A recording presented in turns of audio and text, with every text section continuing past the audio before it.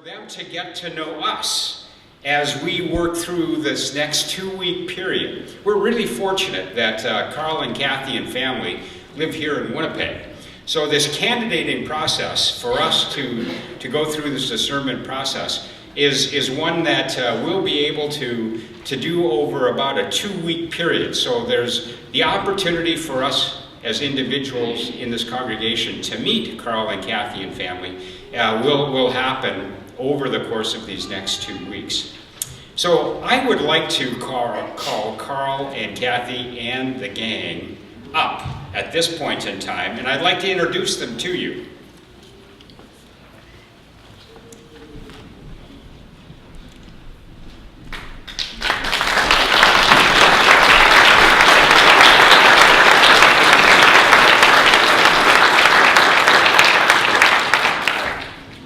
Now, you will be hearing more from Carl and Kathy a little later on in the service, but we thought it would be great if you had the opportunity of meeting the whole family up here. So, you know, the easy ones are Carl and Kathy, but the rest of the gang, I'm going to start over here, is Joel, and Joel is 10 years old, Kezia, who is 8 years old, Asha, you're 6 years old, right? And Alana, you are 2 years old? Is that right?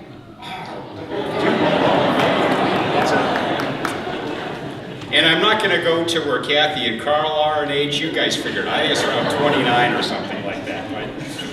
So we're really glad that you folks are able to be with us this Sunday and then again on September the 8th after the September long weekend. And we really look forward to getting to know you and through a series of meetings. And that's for us as a congregation in providing the opportunity for you to get to know this crowd. And this is a portion of the crowd that you'll have the opportunity of meeting with. And so, you know, you folks, we have to be in our best behavior, right, over the course of the next 2 weeks. And you guys figure out what you have to do, right? But we really do look forward to this time of discernment and the leading of the Holy Spirit with us, for us as a congregation, but also for Carl and Kathy over this period of the next few weeks. So thank you and for being with us, and look forward to the rest of the service with you folks as well. Thank you.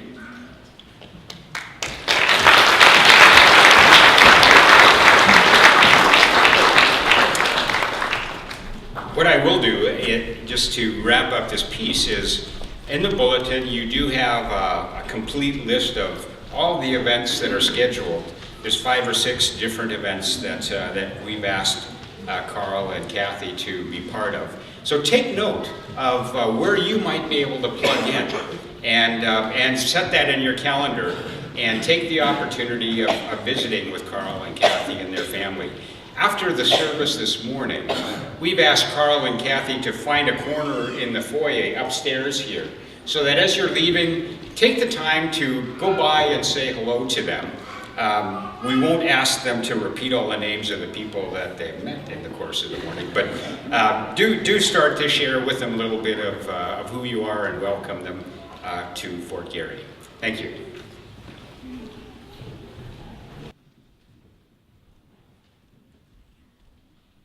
Now the rest of us can open our Bibles for the scripture reading. We'll be reading from Isaiah chapter 58 today.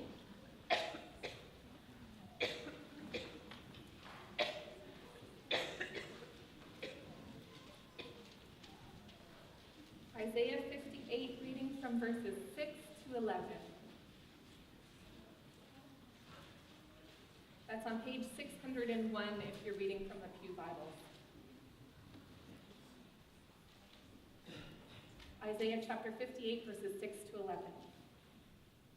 Is not this the fast I choose, to loosen the bounds of injustice, to undo the thongs of the yoke, to let the oppressed go free, and to break every yoke? Is it not to share your bread with the hungry, and to bring the homeless poor into your house?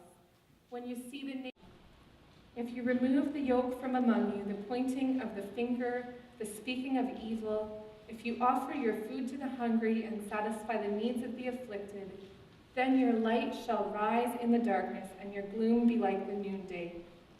The Lord will guide you continually and satisfy your needs in parched places, and make your bones strong.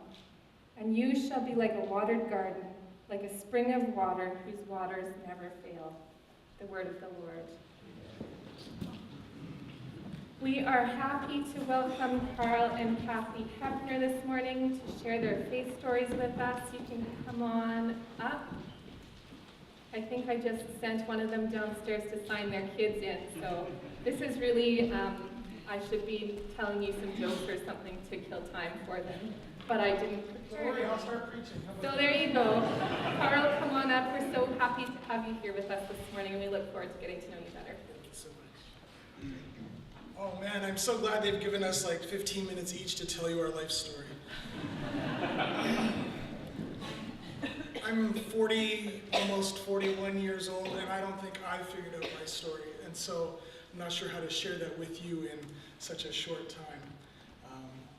We look forward to spending the next couple of weeks with you and opening up about our lives and how God has been at work and where we have been and what we have been doing and what God has been doing in us.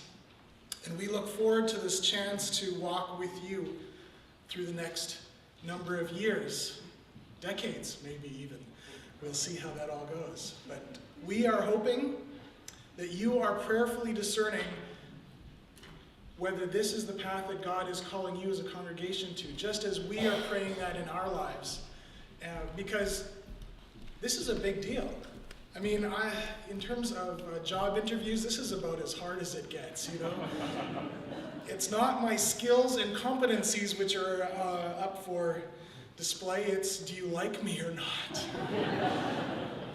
And not only do you like me, but are my kids well behaved, you know? And so we hope that this morning and as we go through the next couple of weeks that you will feel God's guidance and presence as you discern as a congregation where we are going. And it is our hope and our desire to walk with you and to walk with you for a long time in this direction. Kathy, do you want to come up? And Kathy's going to do hers first, so I had to kill some time while you were coming back. So. Good morning. I definitely felt this morning the prayers of many people as we were preparing to come. So thank you for that. Thank you for praying for us, and especially for prayers this morning.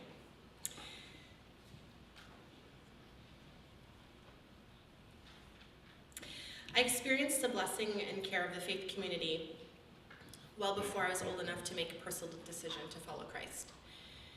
That community was not a single group of people in one particular place, but were individuals and families in many different towns and cities. It was these believers who impacted my life in ways that I cannot recount, because my own mother was not capable of raising me in a functional and stable home.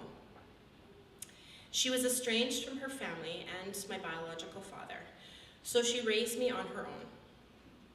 We moved often because of her difficulties with her job in the public health field, first from Winnipeg, where I was born, to northern Manitoba, to the interior of BC, to an isolated reservation on the coast, and finally to an Alberta town called Lacrete, where my life would change forever. We went to church because that was something my mother was raised to do. I don't recall much of the Sunday school lessons or the sermons, but I will never forget how warm the pastoral couple were towards me. When I was 5, I actually thought that Mr. Thompson, Pastor Thompson, was Jesus because he resembled the Jesus in the sketched picture on the foyer wall. But I think it was more than just the physical resemblance. I understood that within the church I felt safe, which contrasted my difficult home life. All throughout my childhood, as we moved from town to town, Christians saw a single older woman who lacked the skills to care for her child, and so they gently offered support. I recall many families babysitting me while my mother worked. There were times when I would stay overnight, and as I got older, the overnights would turn into weeks. I was always with a safe and loving family, someone who was part of a church community and was simply living out their faith. It was no coincidence that God had brought me to them. Unfortunately, the times with these families usually ended in an abrupt move to another town, and I was left feeling vulnerable and alone. I recognized even before grade school that my family was dysfunctional, and I began to feel like a burden to my mother. I saw how people stared at this dark child with her white mother, and I wished for something different. I longed to know who my father was and to grow a relationship with some extended relatives.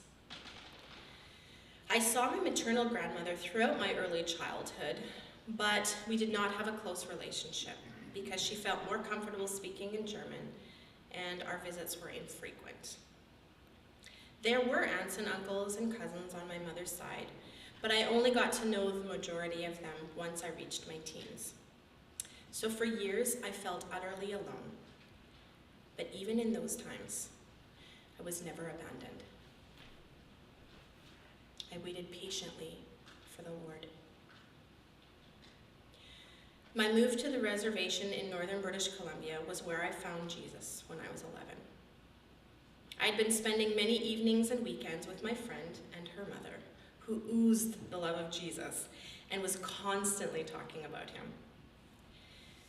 My home life had become increasingly more dysfunctional, and I was desperate for release, longing for love and crying out for a safe place to belong. I found that on a rainy, dark night on the road just in front of my house. I was alone, but completely surrounded by God. He met me there, and I handed over my heart full of hurt and ache in exchange for an indescribable peace and acceptance. I waited patiently for the Lord. He turned to me and heard my cry. He lifted me out of the slimy pit, out of the mud and mire.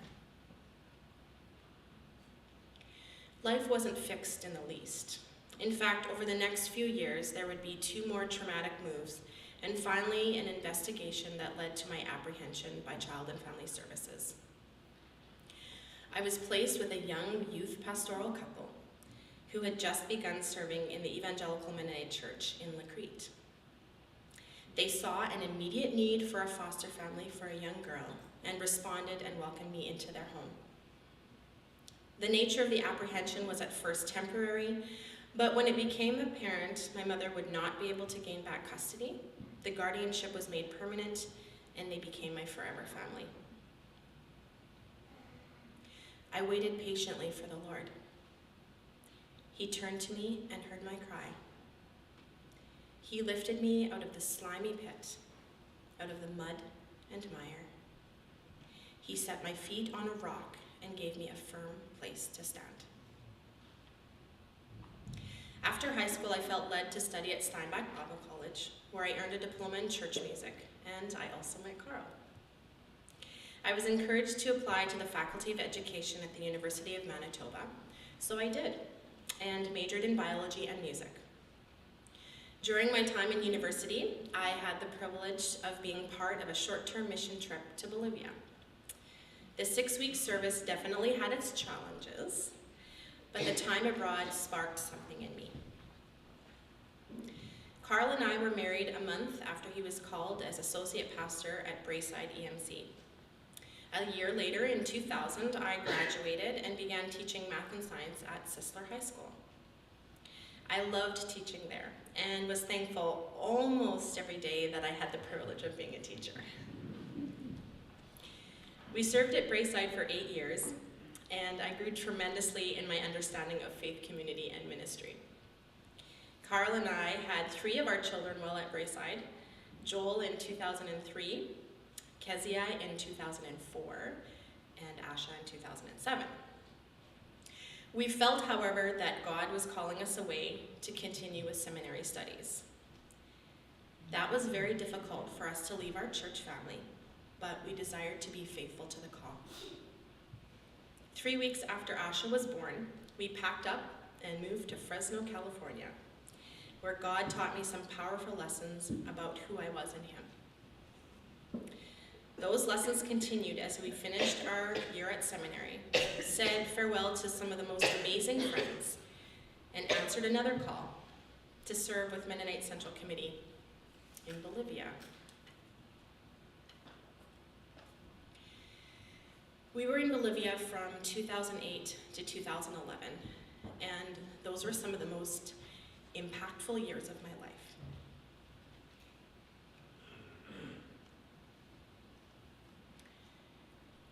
I grew in ways that I could never have imagined, and was so blessed by our church community, by our MCC family, and our friends. God continued to teach me in those years about my identity in Him and Him alone.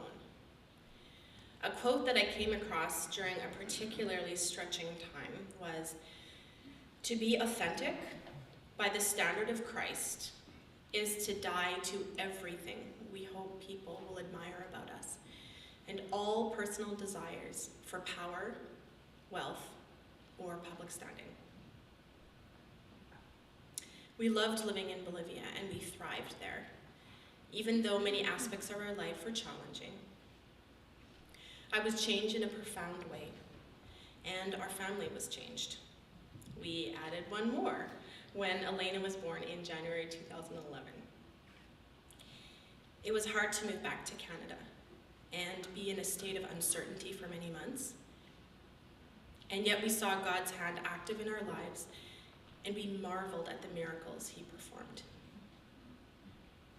At our re-entry retreat, the speakers referred to those that serve overseas and then return as joyfully maladjusted.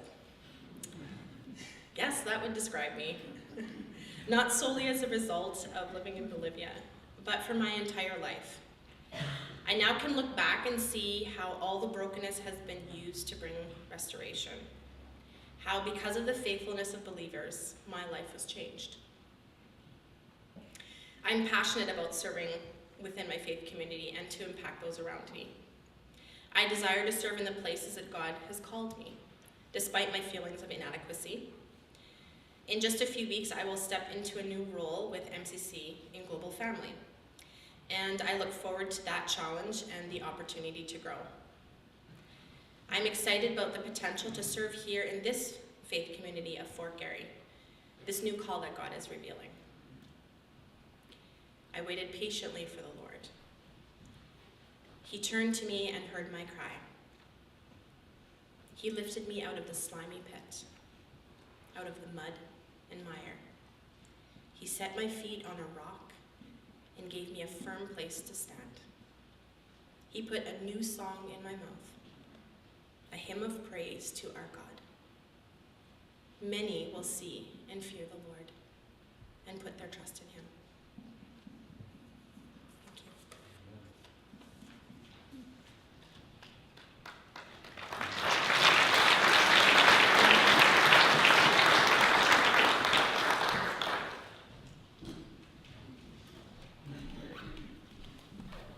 So that's half the story. Here's the other half.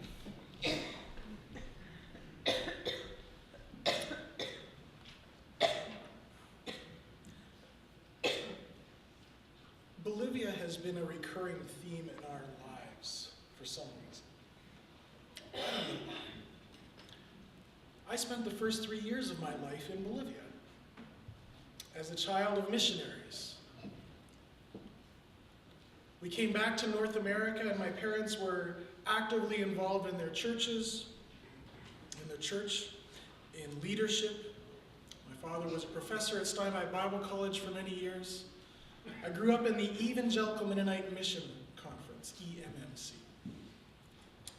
And throughout those years, my family was, my parents were never pastors, but they were always the first ones at the church and the last ones at the church. I don't know if anyone can relate to that. I grew up in the church, around the church, talking about church. My father taught theology, Anabaptist theology and ministry. I grew up in this environment where the service of the kingdom is the center of everything. Where church is the center of everything. Where following Christ is the center of everything.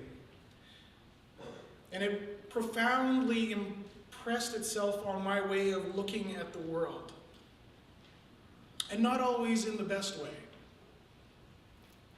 Because I also saw my parents pouring out their lives for the church, as I understood it, as a child and as a teenager growing up in the church. And I saw themselves sacrificing their time, their energy, and sometimes even their family. And the church never really seemed to say thank you. It just asked for more and more. And I grew up resenting that. I grew up struggling with that, thinking the church has to be more than this. It can't just be a place that sucks the life out of you, that demands more and more of you. And I didn't understand. I didn't get it. And I pushed back against it, and I said, I don't want this. This isn't for me. So through my teenage years, I lived this double life. I went to church with my church-going family, and I did all the things that a good Christian teen does. I went to youth group. I answered all the questions in Sunday school. I memorized all the verses at Awana Club. I did all those things, and it was all up here, and there was none of it in here. I even went through the process of baptism, did the baptism classes and did all that. And I think there were some glimmers in there where I felt like, okay, this is the right thing to do. And yet it still was all up here and it wasn't in here. After high school, I went to Bible college because that's what good Christian kids do. And besides, my dad was a professor, so it's free. Gotta be frugal. It was a disaster. It was awful. I slept through classes while my dad was teaching. I made some really dumb choices along the way. I was continuing to react, and I realized this was not the place for me.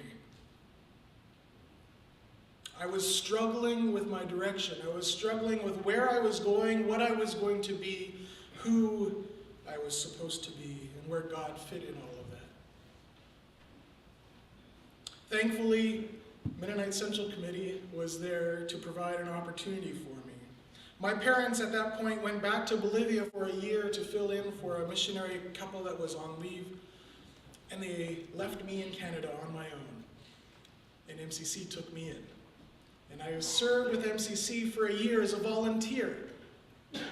During that year, I continued this struggle, and I was in a service role, and I was seeing the value of it, but it still wasn't in here. It was still, I know this is a good thing to do. I know this is what I should do.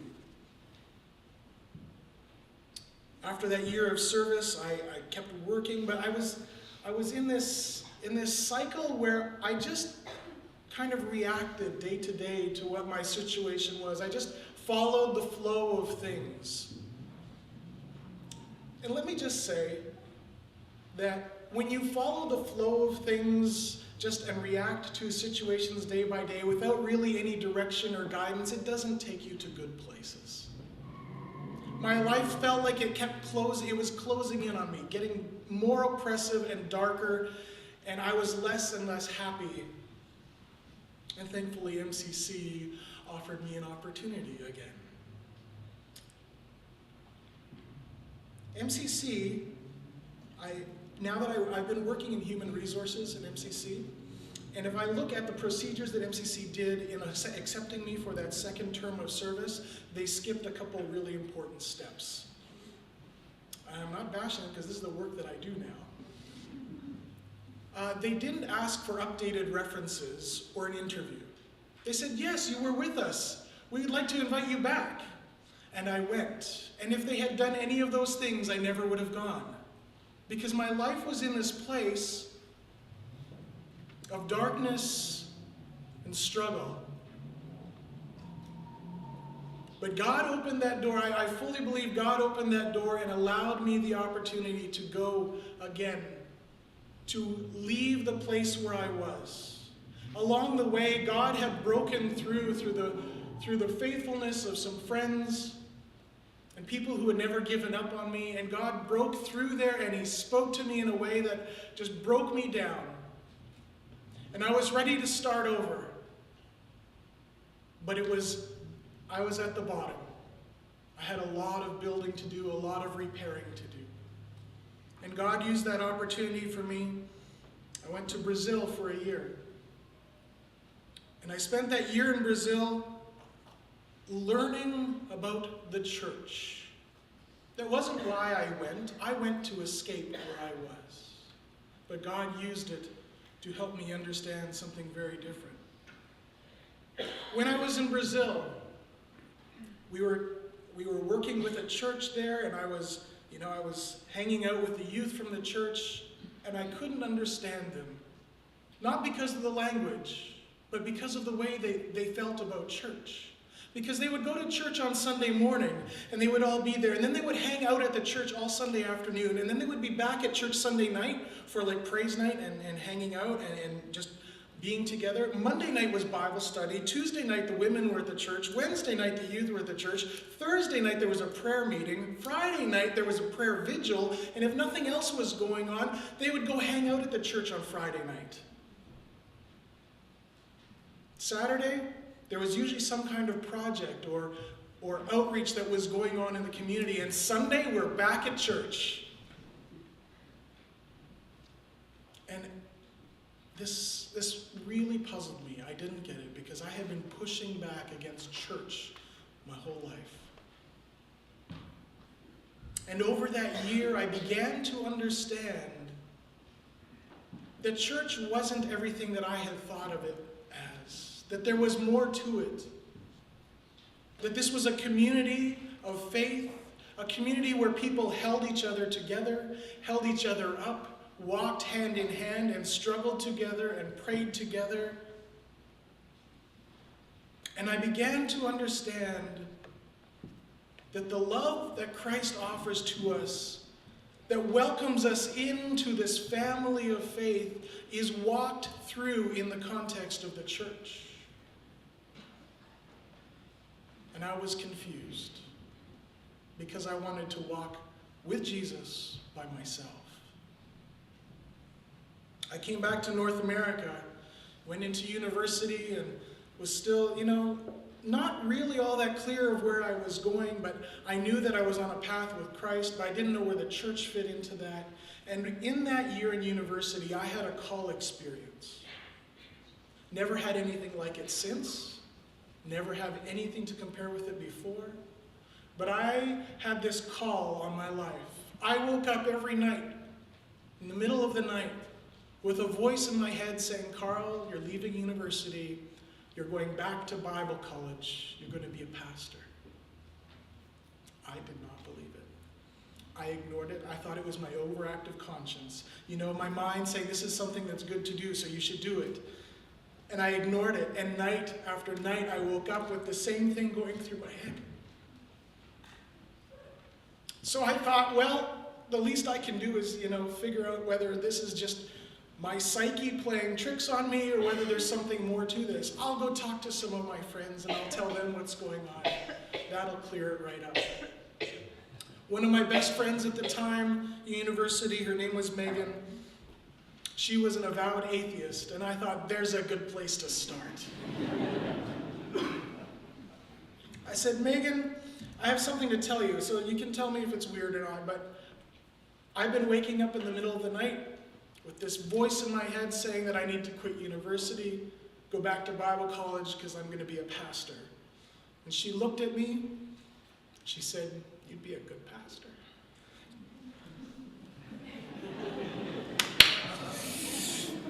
No, listen again. I'm going to explain this again. You obviously were listening to what I said. That was not what I wanted to hear, what I hoped to hear. So I tried other people. That sounds like a good idea, Carl. Sounds right. So I have other pastors in my extended family, and I thought, well, I'll check this out with them. They'll have some advice and some wisdom, and they'll say, Carl, you know, knowing who you are, this probably is not right for you. And I went and talked to them, and they said to me, you know, I had a similar experience. I didn't want to do this. I didn't think this was the path that I was supposed to be on, but God wouldn't let go of it, and he wouldn't let go of me. So that sounds about right. And there came a point when I said, oh, I can't, well, what am I supposed to do with this? I can't fight this. And so I gave in to God, and I said, okay, if this is what I have to do, then this is what I have to do. I'll listen. So I left university, I finished that year, and then I enrolled in Bible college back in Steinbach, where I had made a mess of things. A place I swore I was never going back to. And the moment that I was in my first class that year back in Bible college, I had this peace in my heart that this is right. This is where I'm supposed to be. But it was hard. I had been walking my own path for years already. And now I was in this place. I don't know if you know Steinbach Bible College very well, but it's a pretty small school, and it's hard to do your own thing in a place like that. And those edges that I had built up over the years were getting worn down and worn away, and I was becoming something different. And as hard as it was, it always felt right. So I finished Bible college, and along the way I met my wife, and that was also right. And we left Bible college, and I said, okay, I'm ready. I did what I was supposed to do. Where's the church where I'm going to serve? And God said, not yet. You may have finished the academic portion. We have some other lessons to learn first. And God worked those lessons over the next couple of years. Eventually, Braeside Evangelical Mennonite Church, EMC, called us to ministry as an associate pastor. And after a couple of years there in that role, they called us then to move into the lead role at Braeside. I was young. It was my first church. I hadn't had seminary training. But God used that time in us to build us up as we grew along with the church. And those were years that really built us up and confirmed the direction that God has put in our life. There came a point, as Kathy said, when we realized it was time to go back to school. And so I did that, and along the way, spent some time with a lot of MBs down in Fresno. Had some great influences and learned a lot. We went to Bolivia following this call, because God has kept putting a call in front of us. And when we went to Bolivia, we thought we knew how it was going to be, and we thought we knew why we were going there. And God did something completely different with that. And changed us and transformed us and shaped us and molded us. And we came back saying, okay, we've done what we were supposed to do. Now we're ready to go back into a church. And God said, not yet. We have some more learning to do. Over the last 2 years, we have learned to wait on God. We have learned to trust in God's provision. I'll tell you, those 6 months or so after we got back from Bolivia and there was no work on the horizon, there was no job in sight, and the money in the bank account was disappearing week by week. There's a lot of anxiety, and it just builds and builds, and God pushed through that anxiety, and he said, I'm here for you, and he provided for us in ways that I can only describe as miraculous. And then he provided work. I've been serving now in Mennonite Central Committee and Human Resources for the last year and a half. It has been wonderful. I never realized how much overlap there is between human resources and spiritual human resources. Our journey where God has provided for us and given us a call. months ago, God came knocking on our door again. God said, it's time. See, we had learned to wait. We weren't chasing. We were waiting in God. And he's opened this door for us to come here and to share our lives with you. Our God is a God who is always there, who doesn't give up. And God has proved over and over again in my life that the call will come if you wait. The call will be there, that his arms are around you and that he is leading you. I want to tell you so much more. My heart is so full of what God has done in my life.